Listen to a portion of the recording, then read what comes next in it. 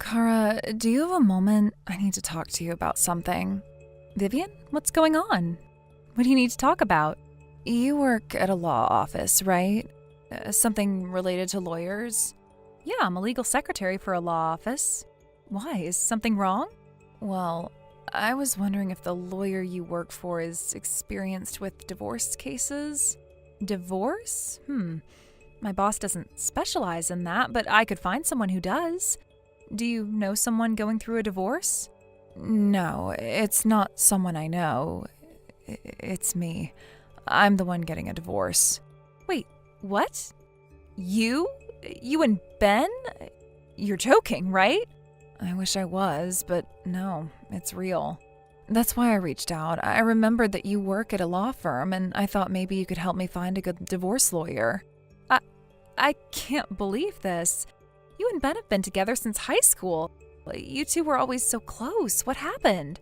It's complicated. Let's just say we had a huge fight, and there's no going back from it. A fight? A fight so bad that it's leading to a divorce? What on earth happened? Like I said, it's complicated. Things have been building up for a while, and yesterday everything just exploded. There's no fixing it. I don't even know what to say. This is so sudden, but I guess if it's really over, there's not much I can do. I'll talk to my boss and see if he can refer you to someone. That would be great, thank you. Are there any specific things you need to discuss with the lawyer? Like, do you need help figuring out what to do before the divorce is finalized? Or are you concerned about how to divide assets? If you let me know in advance, I can make sure you get the right advice. Actually, there's one thing I really need to know about. I want to understand how alimony works. Alimony? Wait a second, that means Ben did something wrong, didn't he? He cheated. No way, that doesn't sound like him. No, it wasn't Ben. It was me. What? Yeah, I'm the one that cheated. Hold on. You're the one who had an affair? Yeah. Vivian, are you serious right now? I am. Ben found out yesterday, and we had a huge fight. After that, there was no going back. So we decided to get a divorce. I can't believe this. You cheated? I know, it's a lot. Vivian, I don't even know what to say. I mean, I just assumed that if you were asking about alimony, it meant Ben did something terrible. But if you were the one who had an affair, well, that's why I need to know more. I want to understand how alimony works in a situation like mine. Specifically, I want to know if there's a way to reduce it. Reduce it? Wait, are you talking about Ben paying you alimony? Of course, that's how it works, right? The woman gets alimony. Hold on, you think you're getting alimony? Even though you're the one who cheated? Well, yeah, that's how it usually works, isn't it? No, that's not how it works. Alimony isn't some automatic thing women get just because they're women. It depends on who's at fault, and in this case, you're the one who had an affair. But I still need money. I mean, just because I'm getting divorced doesn't mean I won't have financial needs, and I'm only working part-time. Vivian, are you hearing yourself right now? You cheated on your husband, and now you want him to pay you alimony? I mean, yeah, why not? Because that's not how this works. Alimony is for the spouse who is financially dependent and also not at fault. You're the one who broke the marriage. Why would Ben have to pay you? Wait, so you're saying I don't get anything? Exactly. You don't get alimony if you were the one who caused the divorce. If anything, you might have to pay Ben. What? Women can be ordered to pay alimony? Of course. It doesn't matter if you're a man or a woman. If you're the one who cheated, you're the one responsible. But I'm the one getting divorced. Doesn't that mean I should get something? No, that's not how this works at all. I don't understand. I always thought that when couples get divorced, the woman gets financial support. That's not how the law works. If you had been faithful and Ben had just decided to leave you, then maybe you could argue for alimony. But in this case, you're the one who caused the divorce. You don't get rewarded for that. But that doesn't seem fair. Fair? Are you serious right now? You cheated and now you expect Ben to pay for your future? That's beyond unfair. But I'll have expenses after the divorce, and I'm planning to marry the guy I had an affair with. It's not like I can afford to lose all financial support. Wait. You're telling me you already have plans to marry the guy you cheated with? Yeah. Unbelievable. What? Vivian, you're asking Ben to pay you money so that you can start a new life with the man you cheated with. Do you hear how ridiculous that sounds? I mean, I just thought that's how it worked, that the woman gets support. No, that's not how it works. And even if it did, do you seriously think Ben would just accept that? I don't know. I just don't want to struggle financially. Vivian, listen to me. This isn't about you struggling financially. It's about consequences. Actions have consequences. You made a choice, and now you have to live with it. You can't just expect Ben to finance your new life. But I really thought I'd still be entitled to something. You're not. If anything, Ben could sue you for damages. He could demand financial compensation for emotional distress. What? Yeah, if he wanted, he could sue you. And if the court sides with him, you might end up paying him instead of the other way around. That's insane. No, what's insane is thinking you deserve alimony after breaking your marriage. I didn't think it would be like this. Vivian, I think you need to take a step back and really think about what you're asking for. I guess. I just thought things would work out in my favor. Well, they won't. You made a choice. Now you have to deal with the consequences. I don't know what to do now. Find a good lawyer and prepare yourself, because this divorce isn't going to go the way you thought it would. Kara, what am I going to do? This is a nightmare. I didn't know I'd have to pay alimony. Yeah, I kind of figured you didn't. I mean, isn't that something only guys pay? Like the husband supports the wife after the divorce. That's how it works, right? No, Vivian, that's not how it works. It's 2025, not the 1950s. Alimony isn't about gender. It's about who's responsible for the marriage ending. And in this case, that's you. This can't be happening. I thought I'd be the one getting paid, not the other way around. Yeah, because screaming for a divorce after cheating on your husband is such a winning strategy. I didn't think it through, okay? I was angry. Ben was yelling at me. What was I supposed to do? Just stand there and let him tear me apart? Honestly, yeah. You kind of should have. You betrayed him, Vivian. He had every right to be furious. What did you expect? That he'd just shrug and say, oh well, no big deal? I know I screwed up. But he was constantly losing it. He was yelling, crying. He even called me disgusting. Do you have any idea how humiliating that was? Vivian, seriously? You're upset because he made you feel bad? What about how you made him feel? You shattered his trust. You took the life you were building together and set it on fire. Did you really think there wouldn't be consequences? I didn't think it would be like this. I thought maybe we'd fight, he'd cool down, and we'd work through it. I never imagined it would actually lead to divorce. Well, it did, and you're the one who pushed it there. But what if I take it back? If I say I don't want the divorce anymore, maybe we can stop everything, right? It doesn't work like that. You can't just hit rewind. If you're the one at fault, you don't get to change your mind when things get tough. And let's be honest, do you really think Ben wants to fix things after what you did? I don't know. I thought maybe, deep down, he still loves me enough to try. I'm not sure love works like that after betrayal. And if he's serious about leaving, there's nothing you can do to stop him. But I didn't mean it. When I screamed that I wanted a divorce, I wasn't thinking straight. I was just lashing out. I thought I had the upper hand. I thought I'd be walking away with alimony, not a bill. Wow, you really didn't think this through, did you? I didn't think I needed to. I mean, I'm the wife. Doesn't that mean I'm supposed to be the one who gets support? No, you cheated, Vivian. Cheaters don't get rewarded. They pay. And the worst part, you didn't just ruin your marriage, you blew up your entire life. I didn't mean to ruin everything. Intentions don't matter, actions do. I can't believe this is happening. And now that Ben's left, I don't even know where he is. You think he's coming back? I thought he would. I thought he just needed some time to cool off. But it's been over a day and I haven't heard from him. He's probably at his parents' place. If he's at his parents' house, then they already know. No, oh, no way. Vivian, be real. You think his mother, would keep quiet about something like this? You know she's probably already called half the family, and I wouldn't be surprised if your parents are next. Oh my God, if my parents find out, oh, Cara, they'll kill me. Yeah, well, maybe you should have thought of that before you blew up your marriage. I can't believe this. I have to do something. There has to be a way to fix this. What if I get a lawyer, a really good one? A lawyer can't perform miracles. This isn't some legal loophole you can wiggle through. You cheated. The law is pretty clear on that. But I already told my boyfriend he wouldn't have to worry about anything.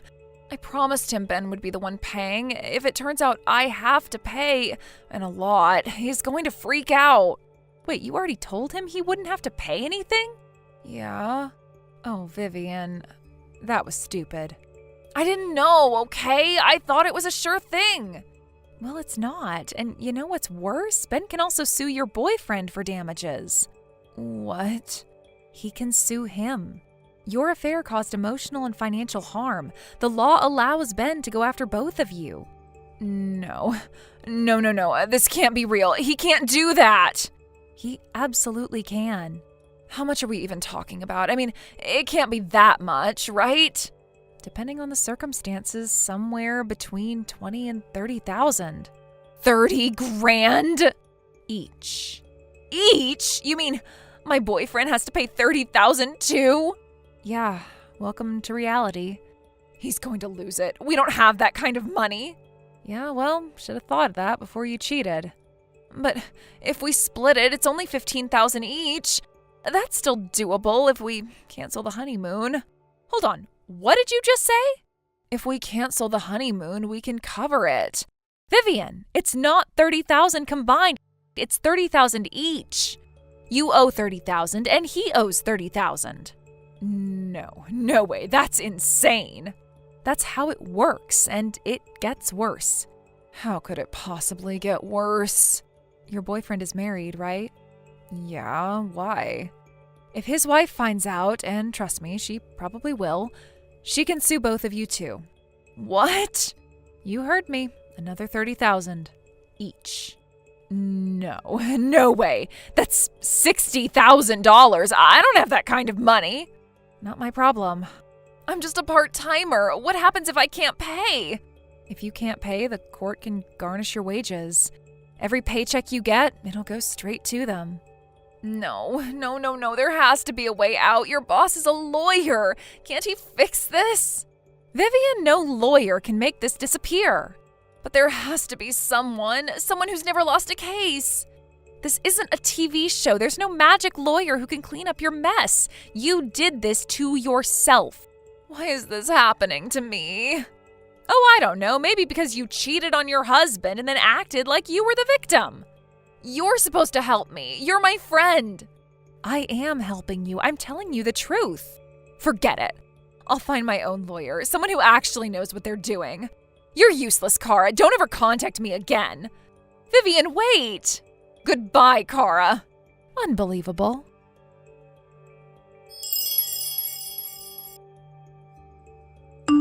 Cara, it's been a while. It's Ben. Wait, Ben? Are you okay? I've heard a lot from Vivian, but are you really all right? First off, I just want to apologize for all the trouble that Vivian caused you. I've heard she really made a mess of things over there, and I just feel terrible about it.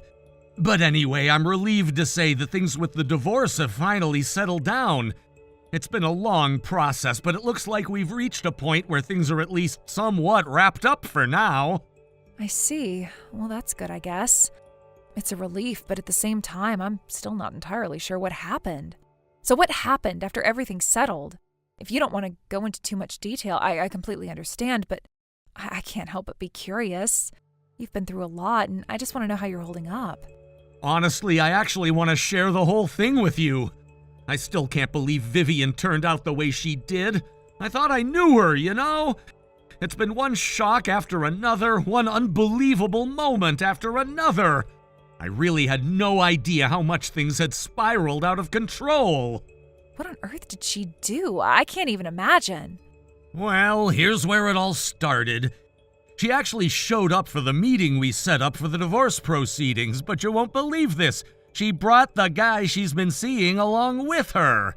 I had already invited Vivian's parents, and to be honest, I wasn't expecting it to be so tense. But she made it even worse by inviting the guy's parents and his wife to the meeting, too.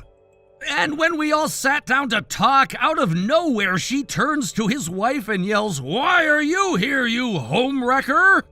Wait, what? The homewrecker was Vivian. How could she say something like that? Especially in front of everyone, including the lawyer. Yeah, it was right there in front of the lawyer.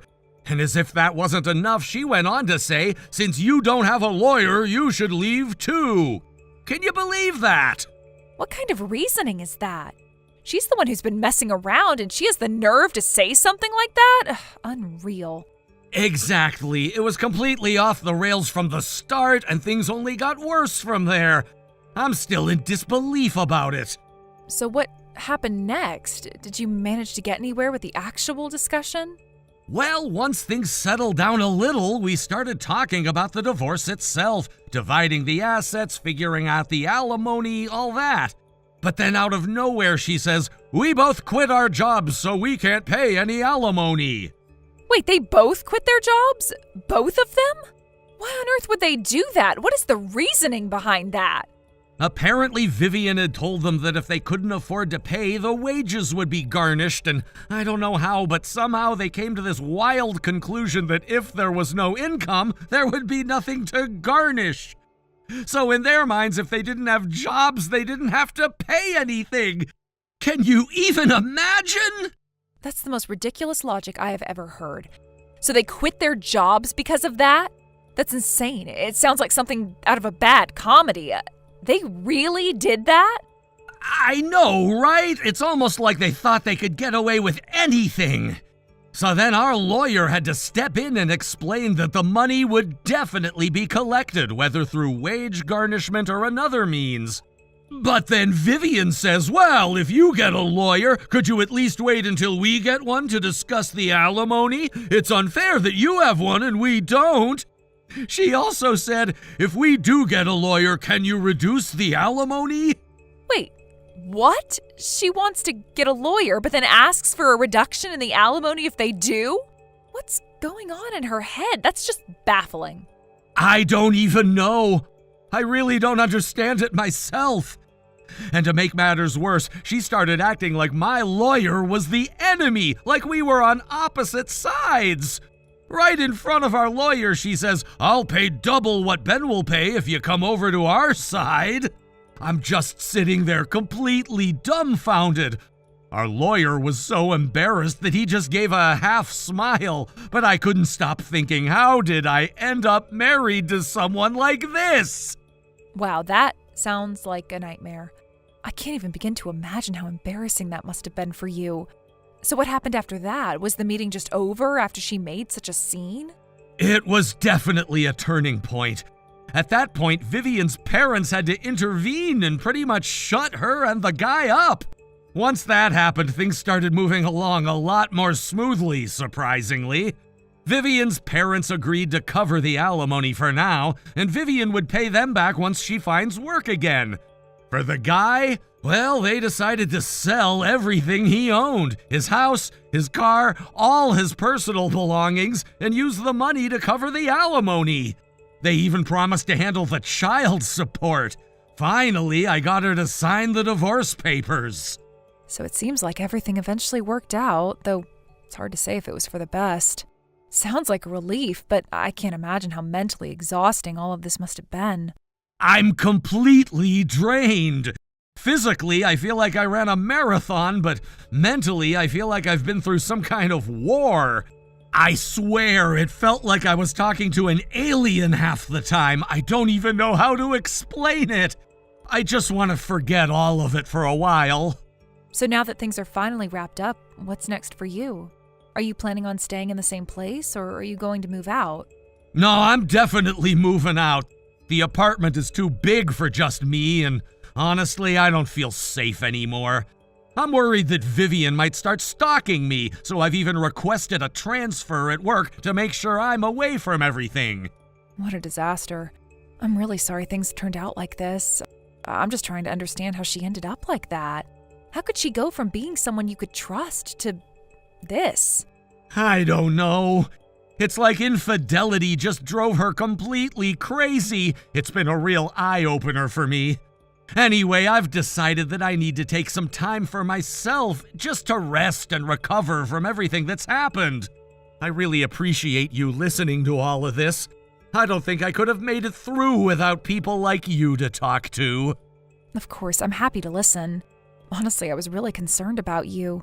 You should absolutely take some time to rest and get your mind and body back in order. You've been through so much and you need that time to heal. Thanks. I really appreciate it. Anyway, I have to get going. I still have a lot of moving to do, and I've got a few other things to take care of. All right, well, take care of yourself. We'll talk again soon. I'm here if you need anything. Thanks again, Kara. I'll keep in touch. Take care.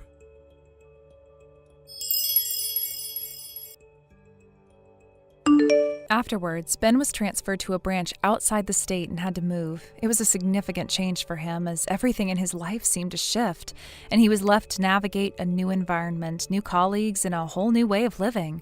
Moving wasn't easy, especially when you had so much to leave behind. He couldn't help but feel a strange sense of relief as he packed his things, knowing that the physical distance would somehow lessen the emotional one. Meanwhile, Vivian stayed behind. She returned to her family's house to live under their watchful eyes, a decision that made Ben feel a little uneasy, though he couldn't pinpoint exactly why. The family dynamic was complicated, and Vivian's debts had piled up. Her sense of responsibility for them was overwhelming, and the pressure to repay everything seemed unbearable. Still, she didn't want to burden her parents more than she already had. She quietly tried to mend the mess she created, taking on odd jobs and working tirelessly to reduce the debt. But her life wasn't as simple as that. In the beginning, Ben didn't hear much about her. She was busy with her financial struggles and had her own battles to fight. But as time went on, he couldn't ignore the feeling that something wasn't right. He began to notice subtle signs that suggested Vivian wasn't moving on. Her messages started to appear at all hours of the day and night. Long, winding texts filled with details about her life, about what she was doing, how she was feeling, and how she couldn't quite shake the memories of what they had shared. At first, Ben thought it was just a moment of weakness, a lingering attachment that would eventually fade. But it didn't fade. Instead, it grew, intensifying with each passing day. He would hear from mutual acquaintances that Vivian had been asking about him, lingering in places where she knew he might be. It wasn't obvious, not at first, but it soon became undeniable. Vivian's life was spiraling into something that felt less like a person struggling to move forward and more like someone trapped in the past, unable or unwilling to let go. Ben had expected this. He knew her well enough to anticipate that she wouldn't simply walk away from everything they had been, especially given the depth of her emotions and her obsession with the idea of them together. And as much as he wanted to help her, to offer guidance or even comfort, he also realized that it was no longer his responsibility. He couldn't take that burden on his shoulders again, not after everything that had happened between them. So he did his best to keep his distance, to ignore the signs that she was beginning to cross boundaries that should never have been crossed. But Vivian didn't seem to understand. The more Ben pulled away, the more she seemed to be drawn toward him. It wasn't enough to send a few messages. She began showing up uninvited at places he frequented, trying to find him, hoping to see him again, even if just for a fleeting moment. She would wait around outside the places he worked, hoping he might accidentally pass by. And when he didn't, she would simply wait longer, her patience unyielding. It all came to a head one night when Vivian made her most drastic move yet. She snuck into the apartment building they had once shared, the one where they had spent so many nights talking, laughing, fighting, and growing together. Ben had long since moved out, but the memories lingered in the halls, the walls, and in every corner. Vivian couldn't let go of that space, couldn't let go of the idea of what their life could have been had things gone differently. That night, as the moon cast a pale glow over the city, she made her way to the entrance of the building, hoping to find a way inside. She knew it was wrong, knew she had no business being there, but the urge was too strong. She couldn't stop herself. She was lost in a world of her own making, unable to break free from the pull of the past. However, what she didn't expect was that someone would notice. Someone had seen her standing by the door, her presence an unsettling anomaly in the quiet night. A neighbor, someone who had no idea who she was or what she was doing, had recognized her from past interactions and called the police. By the time Vivian had gotten close enough to the entrance to try and make her way in, the flashing lights of a squad car were already approaching, the sound of sirens piercing the air. Thank you for watching and listening. We hope you enjoyed the video. Don't forget to like this video and subscribe. Also, feel free to leave a comment about what you thought of the story. We look forward to seeing you at the next story. Thank you for watching. Please subscribe and hit the like button. See you next time.